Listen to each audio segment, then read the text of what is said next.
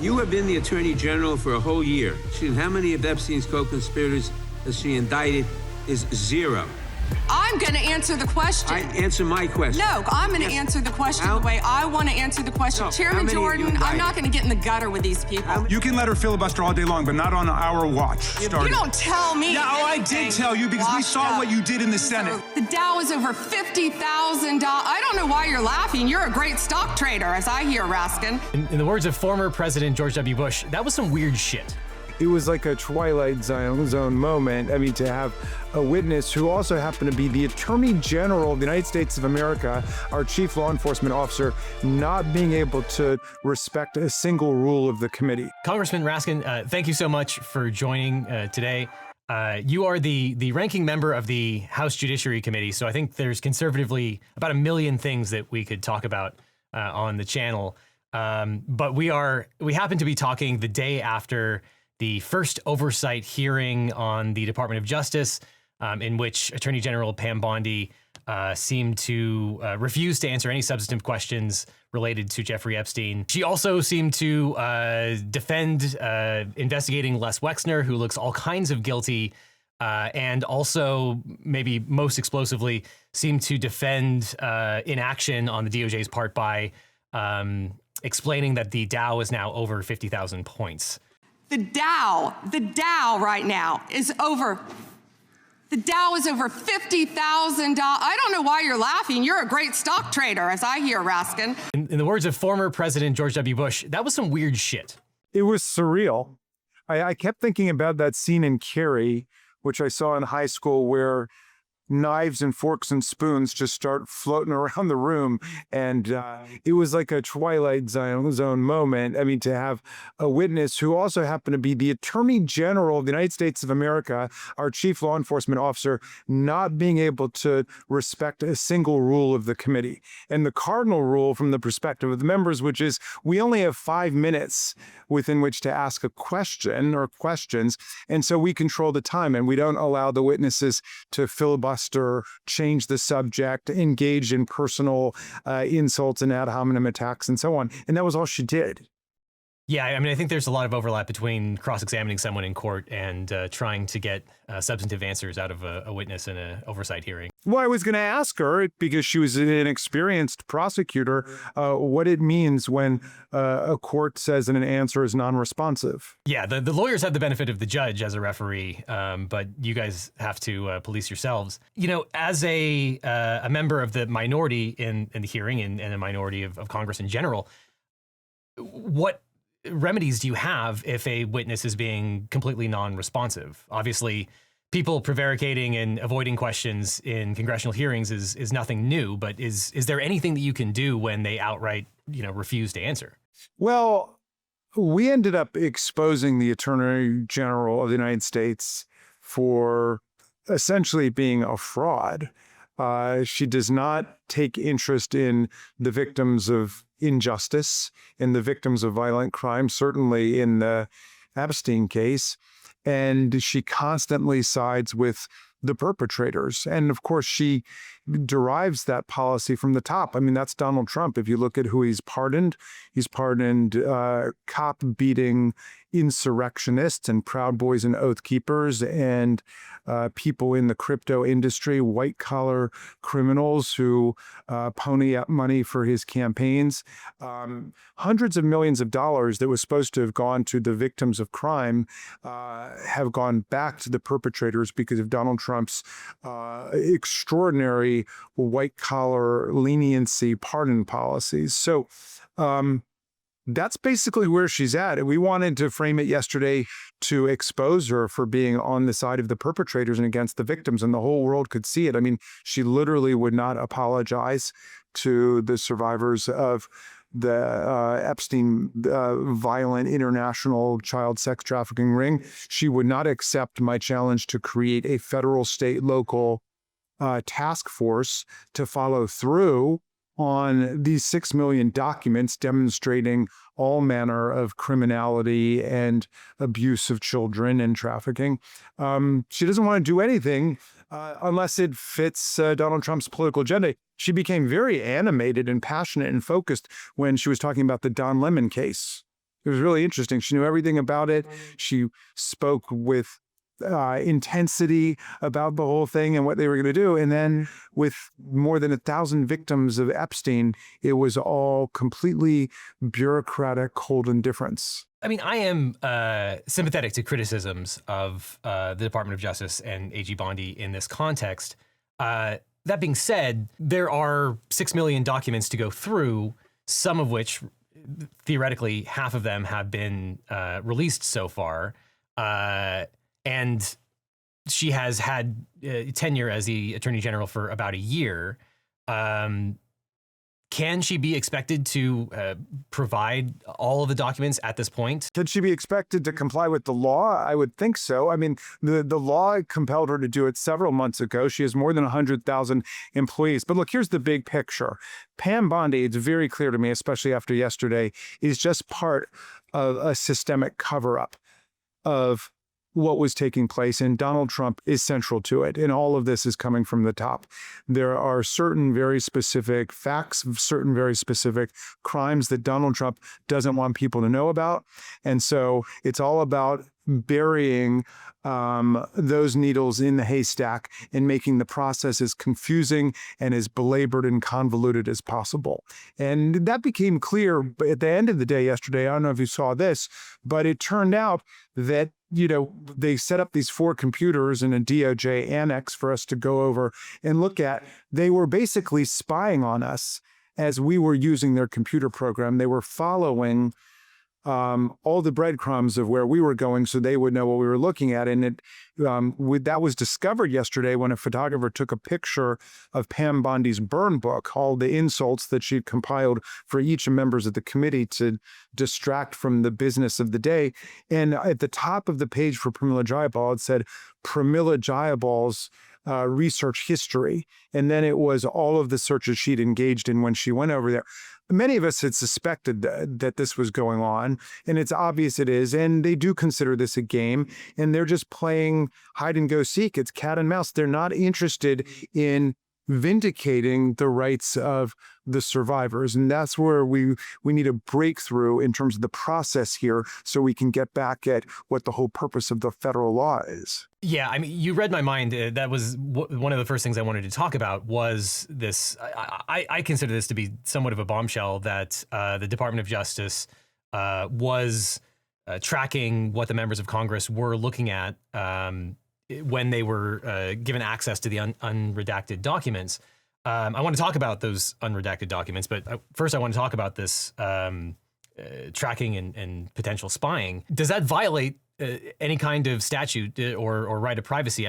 In my mind, at the very least, it would seem to be a violation of separation of powers or the speech and debate clause. Yeah, I mean, that's exactly what I talked about yesterday when I saw it. I mean, we did stupidly or not just accept the fact that we had to go over to DOJ and we had to use their computers and none of us had a password and none of us had an ID and so on. I mean, all of us were remarking upon the weirdness of the whole procedure, but we're very eager to get to look at the documents. But it's very clear that it was set up in such a way to allow them to monitor us. And so we're not going to accept that anymore. And we're going to need a complete reset on the procedure of this thing. It's not a game. And when Bondi says, oh, well, we've released more files than anybody else, that's a federal law compelling you to do that, and you didn't release another 3 million, and that's part of the law too. You got to release all of it, and the only thing you can redact is the name of the victims, and you failed at that. One question I have is why were the computers made available at all? The Epstein Files Transparency Act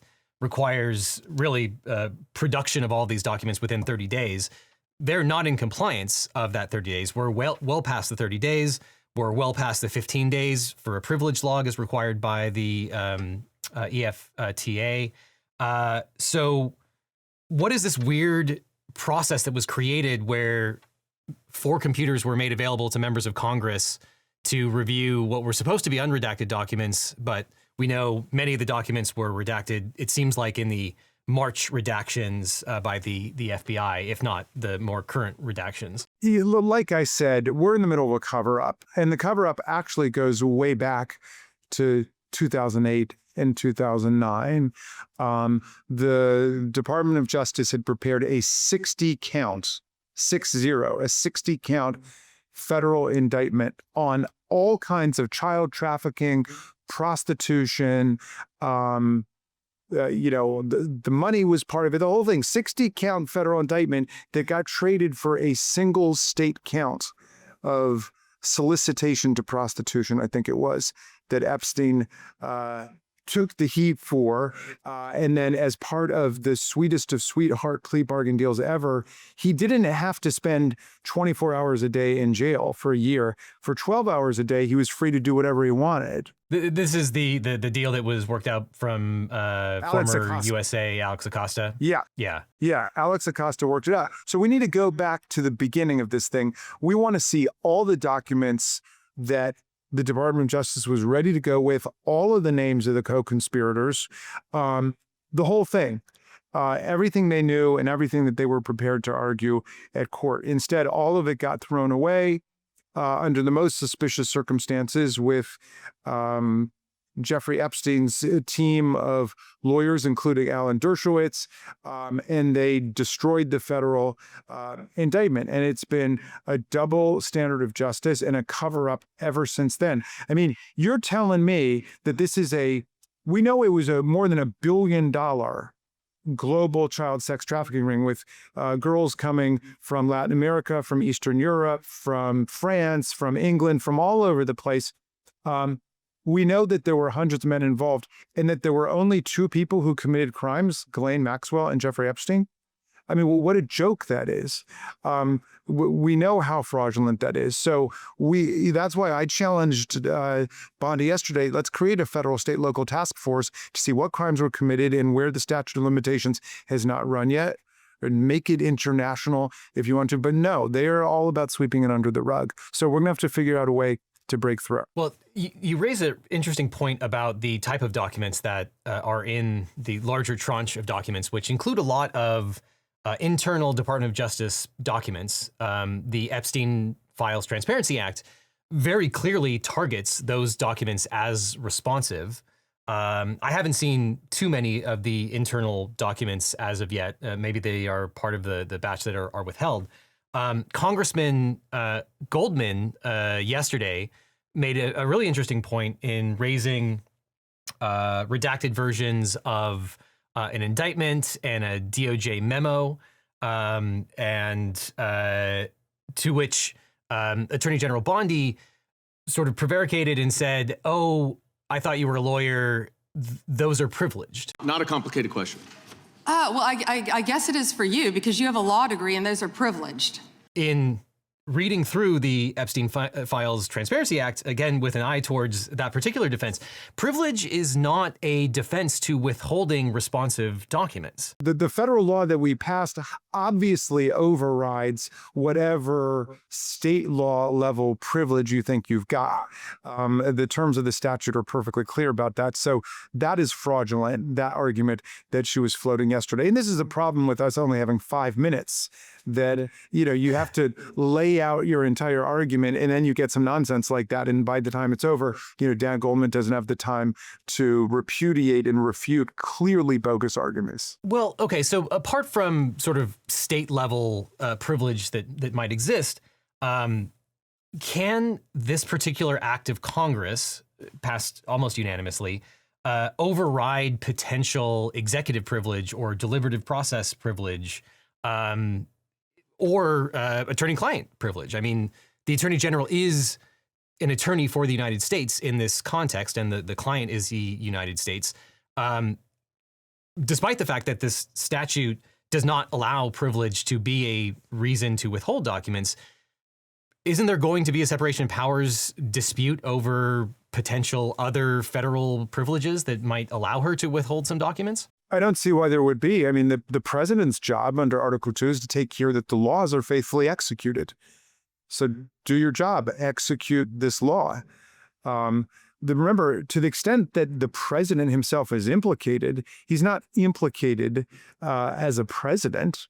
He'd be implicated as another one of the guys at Jeffrey Epstein's parties and doing whatever. So I don't know. I mean, are you saying that they've got the power to transform the extraordinary executive privilege that was created by the Roberts Court for Trump into protection from exposure under the Epstein Transparency Act. I mean, that would be amazing to me. I mean, I don't know. That's sort of the thing that comes to mind. Yeah. I'm not saying it's impossible. I mean, again, we're in a time where knives and forks and spoons are just flying around the room. I mean, anything can happen. Like, basically, all of it is about private criminal activity. It's got nothing to do with the business of the people of the United States. That's what's in those documents. Well, it's about crimes. I mean, let me push back on that a little bit. Look, independent media is more important than ever, and that's one of the many reasons we banded together with hundreds of your favorite nonfiction news and educational content creators to build Nebula, the sponsor of today's video. Nebula is a streaming service where you can watch all the content from your favorite creators like Johnny Harris, Neo, Jetlag, Real Engineering, Real Life Lore, and of course, LegalEagle ad-free and early. Plus, watch countless Nebula exclusives and original videos made with love, time, effort, and increased budgets that would be too risky on YouTube. I personally love Tara Mookney's incredibly well-researched series Politics, which explores the hidden politics of female breasts. But the only place you can watch it is on Nebula. In fact, we upload extended cuts of every video we make to Nebula, like the video Devin did with Brennan Lee Mulligan on the legal beatdown that he and Dr. Mike gave to The Good Doctor. Both contain over 10 minutes of hilarious insights and analysis that we had to cut from the YouTube version. But the best part about watching LegalEagle on Nebula is that we've uploaded tons of exclusive content, like this recent video of the wild and forgotten attempts to ban booze in the US and my video on how RFK Jr. can legally ban vaccines. And at Nebula, we're in it for the longest term possible, a lifetime. That's why our link and code will get you $200 off the lifetime subscription rate of $500. That means that for $300, you can start watching every LegalEagle video ad-free and early forever, or you can get 50% off an annual subscription. That's a year of the best content for just $30. Either way, click or scan now to continue watching LegalEagle on Nebula, or we will see you in court. I mean, let me push back on that a little bit. One of the things that's extraordinary about the Epstein Files Transparency Act, which is only 2 pages long, I think people should read it, it's extremely easy to understand, is that the documents that are required to be disclosed, everyone sort of thinks of it as the Epstein files, and it's this defined library of documents that has existed for a decade now, when really a lot of the things that the DOJ is dealing with right now in terms of, let's say, decisions about to redact or decisions about what is responsive or not, are things that I would say are documents that are responsive and need to be disclosed. And so as they are continuing to interact with these documents, they are creating more documents that must be disclosed. And I certainly would like to see documents related to the decisions that they have made about redactions. And I think that they are obligated to disclose them unless there is some sort of executive or deliberative privilege that would prevent them from doing so. Well, that executive privilege phrase is a very slippery one, which presidents of both parties have tried to abuse and to stretch beyond all recognition. I mean, the reality is, must be, I should say, that this is the people's government, and all of us who aspire and attain to public office are nothing but the representatives of the people. And if the representatives of the people in the Article I branch of government say that there's a category of information that the government possesses that must be made available and transparent to the public, then so it must be. How could there be some kind of privilege against that? It's very hard for me to understand that. Remember, the president's job is to take care that the laws are faithfully executed. And so, I mean, that might cut against the quasi-monarchical pretensions of the current regime, but that's the reality of the situation. I get very mad at my colleagues when they buy this 5th grade dogma that we've got 3 co-equal branches of government. First of all, co-equal is not even a word. Let's start with that. But secondly, if anybody is more equal than others, it's not the presidency. It's certainly Congress, which is the Article I branch of government. James Madison said in the Federalist Papers, it would be the predominant branch of government. And right after you get the preamble, you get to the first sentence of Article 1, right? So you've got, we the people, in order to form a more perfect union, establish justice, ensure domestic tranquility, provide for the common defense, and promote the general welfare, do hereby ordain and establish the Constitution of the United States. The very next sentence says, all legislative power is vested in the Congress of the United States. The sovereign power of the people to create the Constitution and the government and the country flowed right into Congress. And then you get all the powers that we have, the power to regulate commerce domestically, internationally, the power to declare war, coin currency, naturalization, I mean, the whole thing. And then Article 1, Section 8, Clause 18, and all other powers necessary and proper to the execution of the foregoing powers. Then you get to Article 2, which is like this big. The most important paragraph says, a president shall be removed from office upon impeachment for and conviction of treason, bribery, and other high crimes and misdemeanors. And so what is the president's core job when you look at it? Yeah, commander-in-chief, not of the country, as Bondi said yesterday, commander-in-chief of the Army and the Navy and the militias in times of actual service, and then to take care that the laws are faithfully executed. That's your job. You do your job and you go and implement and enforce what the people's representatives are passed. Look, I could not agree with you more. I would only point out that many members of the current Supreme Court, created basically from whole cloth presidential immunity in Trump versus the United States. And a large portion of that decision was based on the idea, going all the way back to, Brett Kavanaugh's law review piece, that the executive needs to be basically unhindered to be able to execute the laws. And I can absolutely see that if there is a showdown between the Department of Justice saying we can't release privileged documents and Congress, I'm not sure where my money would be in terms of how the court is going to shake out on that. But I mean, just politically speaking, what would their interest be in doing that? I mean, I thought they wanted to see all the truth come out.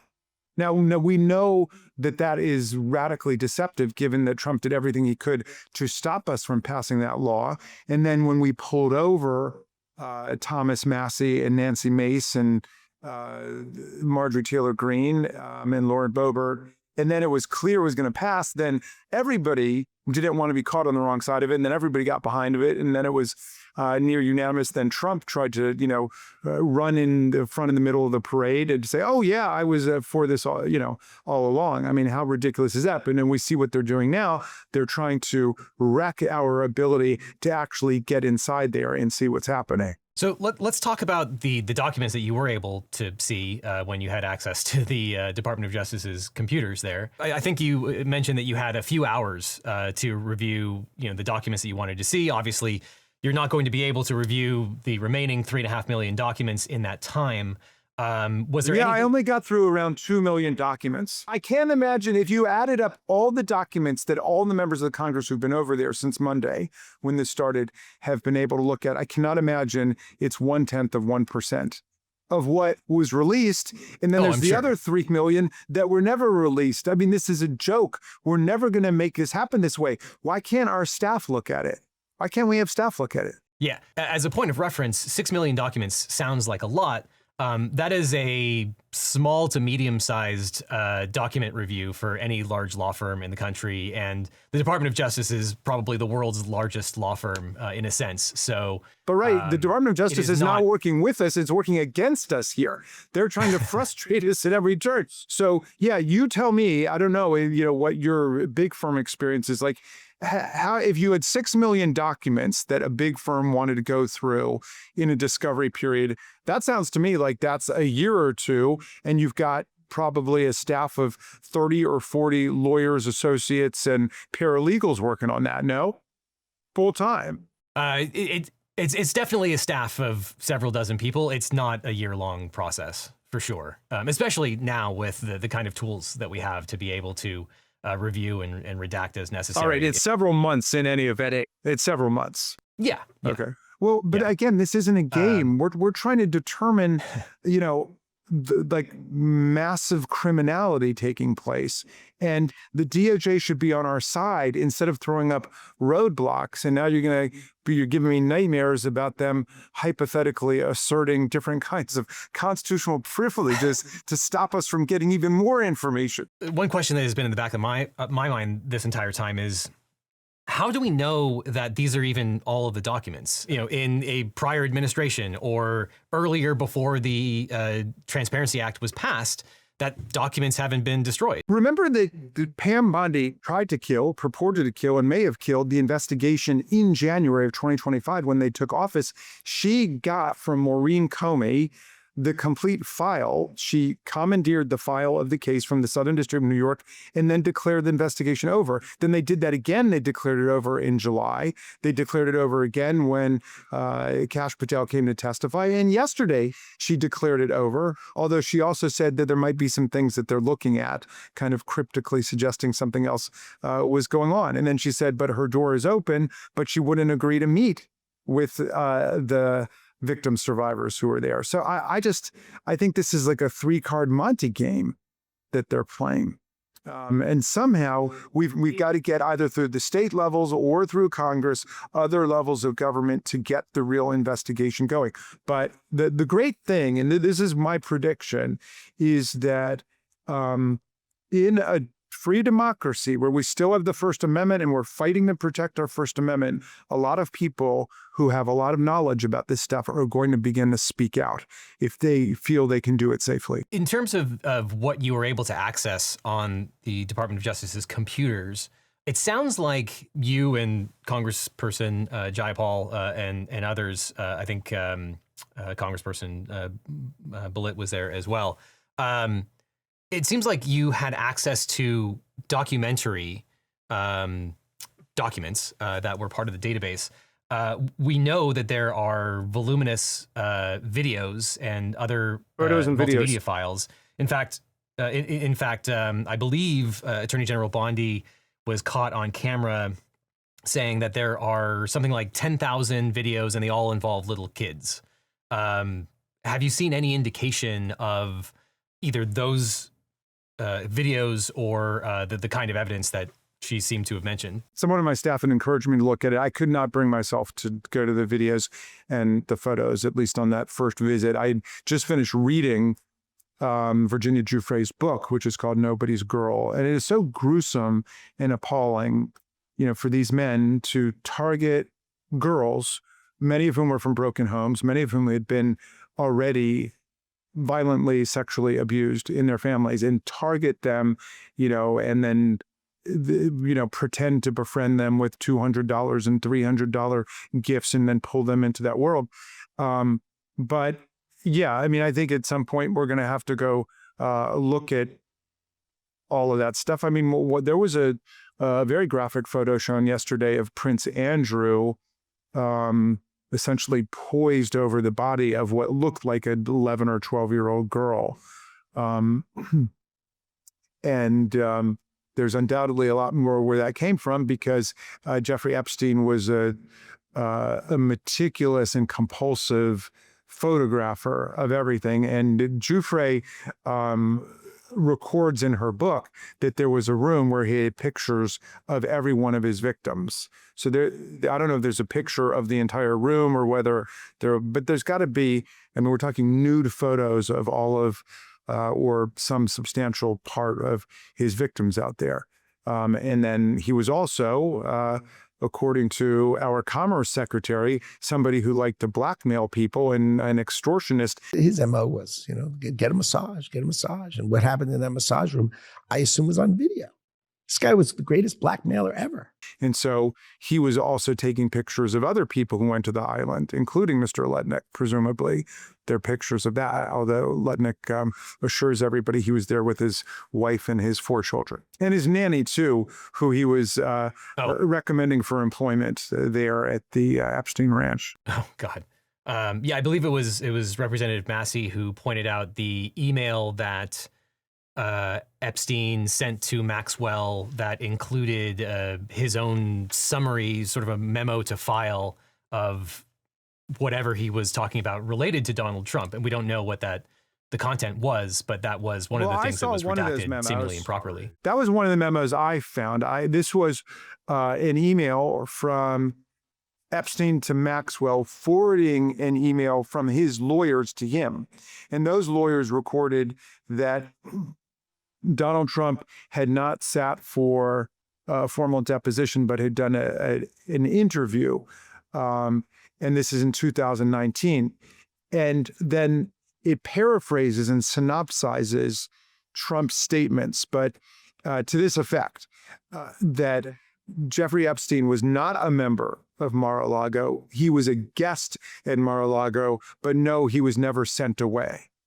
So there's not much in there, but that was just the first document I saw, and that completely contradicts Donald Trump's repeated boasts that he got rid of Jeffrey Epstein and sent him away after something happened. Sometimes he says, he stole an employee for me, or he was creepy, or whatever it might be. What recourse does Congress have for improper redactions? Say, the Attorney General said, if you bring those redactions to our attention, we will unredact them. Yes. But it's odd that it would be on Congress to do so, given the wide berth of the Transparency Act. But let's say that she refuses. Yeah. What recourse does Congress have to make sure that happens? Yes. I mean, look, it's not built into the statute. So there's no private right of action. There are no damages available for a situation like that. Presumably, Congress, we've got the authority to go and demand it. Yesterday, Attorney General Bondi was saying when she was told that somebody's name was improperly redacted, she corrected it, as in the case of Mr. Wexner. And conversely, she has said when they failed to redact someone, they corrected that as well. But it's weird because we've got a kind of quasi-administrative, legislative, political process that is grown up to try to enforce the terms of the statute against a clearly obstructive and recalcitrant Department of Justice. Yeah, because this is a legal show, I will get into the weeds a little bit here just because I can't help myself. Do you think that it was an oversight not to include a private right of action to allow enforcement? Because candidly, I think one of my worries is that given the current jurisprudence on legislator standing, which by way of background, it's very difficult for legislators to show Article 3 injury and standing to be able to enforce a statutory harm. Right. I would be worried that the court would allow Congress to file suit and enforce the law without, using the magic language of a private right of action. No, right, you are. All I'll say, in defense of Ro Khanna and Thomas Massie is, they at least had the vision to write a bill to make this happen. And that in itself was a huge break from precedent.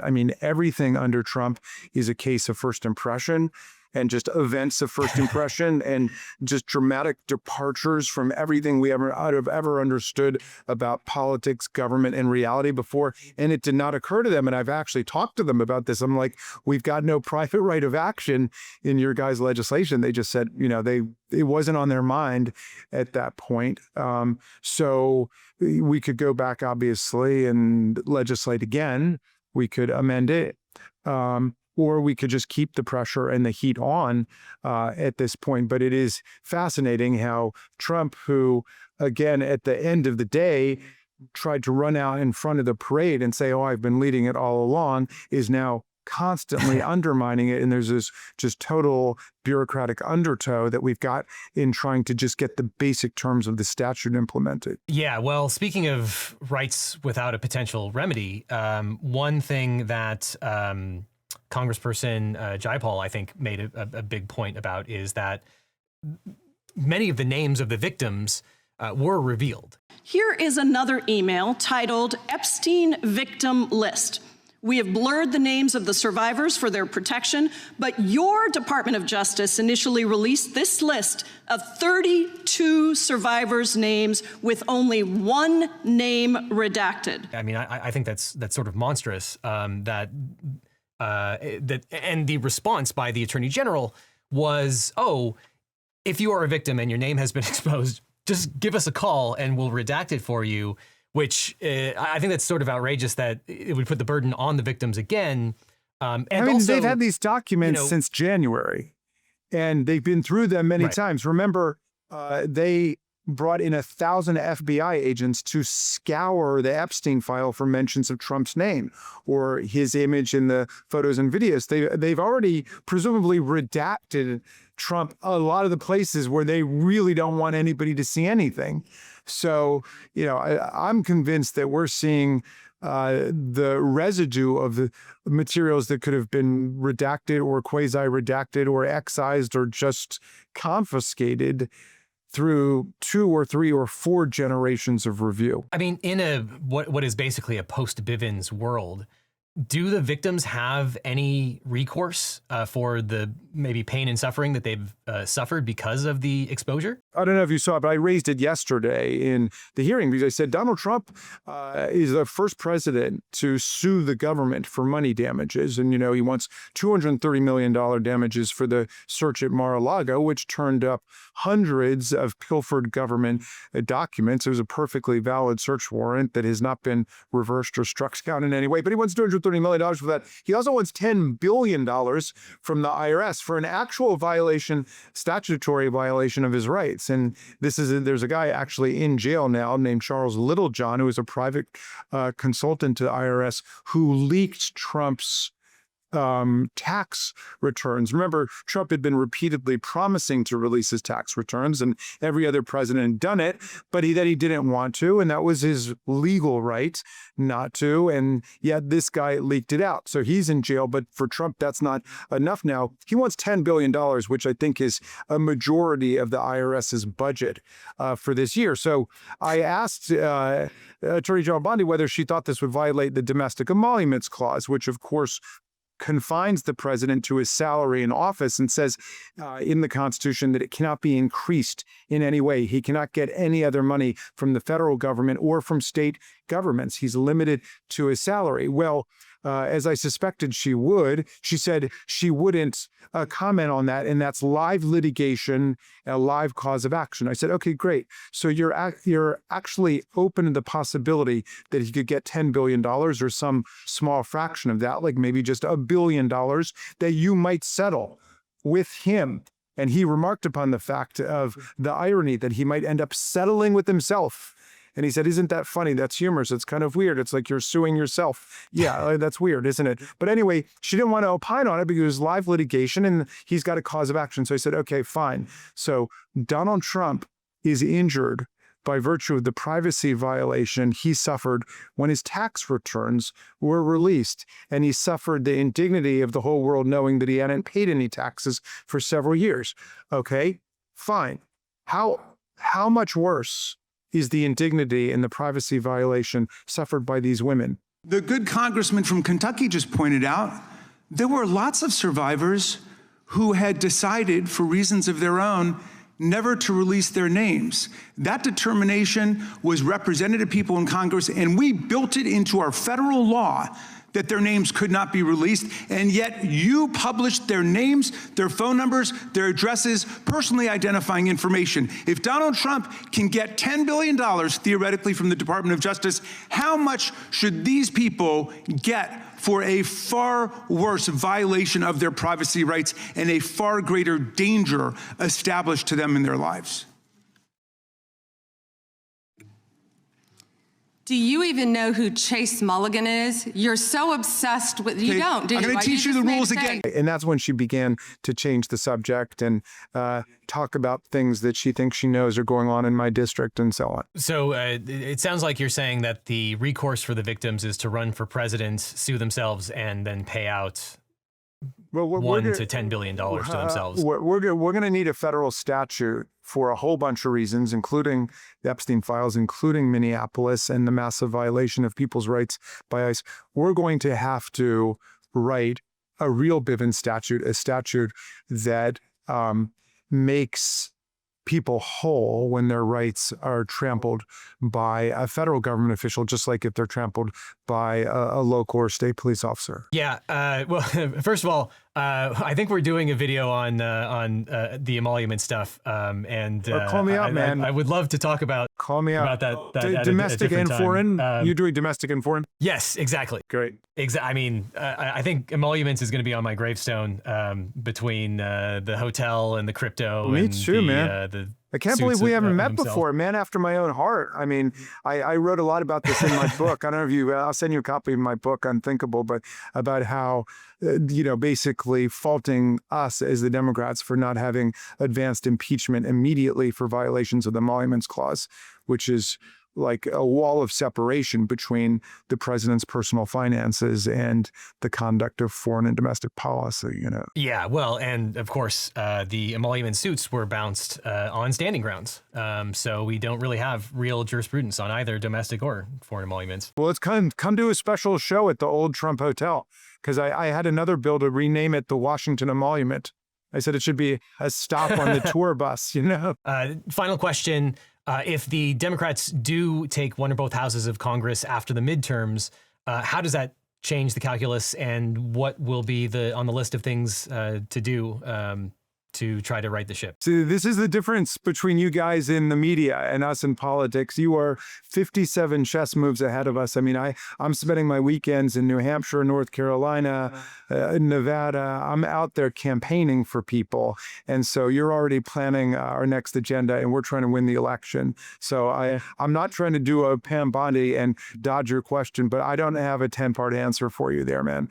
I mean, we're going to try to put everything back on course towards the rule of law and justice, democracy, and freedom in America. If we've got the gavels, we've got the subpoena power, we'll have much more oversight authority to stop this reign of lawlessness and criminality and terror and corruption. That's our job. And just like we work around the clock, 7 days a week right now to try to block them, we're going to try to stop them and play some offense too and make some real progress for the country, like in passing a law that will hold federal officials accountable for crimes committed against the people. Is inherent contempt on the table? Again, you guys are so far ahead of us. I'm spending my time out on the road. I've been in Ohio. I've been in Texas. I'm in North Carolina, New Hampshire, Nevada. We're campaigning against this reign of terror and lawlessness to win back Congress to move forward. I can't give you like a 5-point agenda of what order we're going to do stuff in. It's really complicated. It gets all the committees together and all the caucus together, but I can guarantee you we're going to be unified and focused for progress for America. And that means in my world, defending the rule of law, defending the Constitution, defending the Bill of Rights, and promoting democracy and justice for everybody. Okay, I will let you get away with that politician's answer for now. I'd appreciate that, we will haul you back in here, and we've got about a million other topics to talk about. But Congressman, thank you so much for your time. It was a real pleasure. The pleasure was really all mine, and thank you for doing such a great job here. Now, all this highlights why it's so important to get a great lawyer when you're dealing with your own case. Now, after I started this channel, every week I'd get hundreds of comments and emails from viewers who are dealing with legal problems, and they'd ask, can you help me find a lawyer? How do I know if this attorney is any good? And there's a massive gap in our justice system. It's that people don't know how to find the right lawyer for their specific situation. They're scared, they're overwhelmed, and they end up doing nothing or hiring the first attorney who calls them back. And that really bothered me. So I started to wonder, what if there was a different way? What if we could build a law firm that actually lived up to the values that I talk about on this channel? Transparency, accessibility, and putting clients first instead of chasing billable hours. A firm where you don't need to pay anything up front, and your lawyers only get paid if you do to maximize your opportunity for justice. So a few years ago, I decided to fix that problem. I decided to start my own personal injury law firm. And honestly, it wasn't an easy choice. But I realized I was in this unique position. I had this platform, this community, and the experience. Not to get rich, trust me, there are easier ways to make money than starting a law practice. But we did it because access to justice shouldn't be a luxury. Because finding the right legal representation shouldn't feel like playing Russian roulette with your future. And when you work with my firm, you're not just getting a lawyer. You're getting a team that understands that behind every case is a real person with real stakes. If we can't represent you or you're in a state where we don't practice, we'll take the time to try to match you with an attorney in my personal network of lawyers. A national network of some of the best lawyers in the country who actually specialize in what you're going through, located right where you are, not just whoever happens to be available. So if you're dealing with a personal injury, a car crash, a data breach, sexual harassment, a social security or workers' comp issue, give us a call at the number on screen or click on the link below. Now, I can't represent everyone that watches this channel. I wish I could, but what I can do is make sure that when you need legal help, you have somewhere to turn to that you can trust. So whether it's me handling your case or the incredible attorneys we partnered with, you'll get the same principles of honesty and education that we bring to every video. And if you're dealing with a legal issue and you're not sure where to start, check out the link in the description. Let's have a conversation about how we can help you find not just a lawyer, but the right lawyer for your situation. Because at the end of the day, that's what this is all about, making sure that when life gets complicated, you don't have to face it alone. Which is why when you need a lawyer, you don't just need a legal team, you need the Eagle team.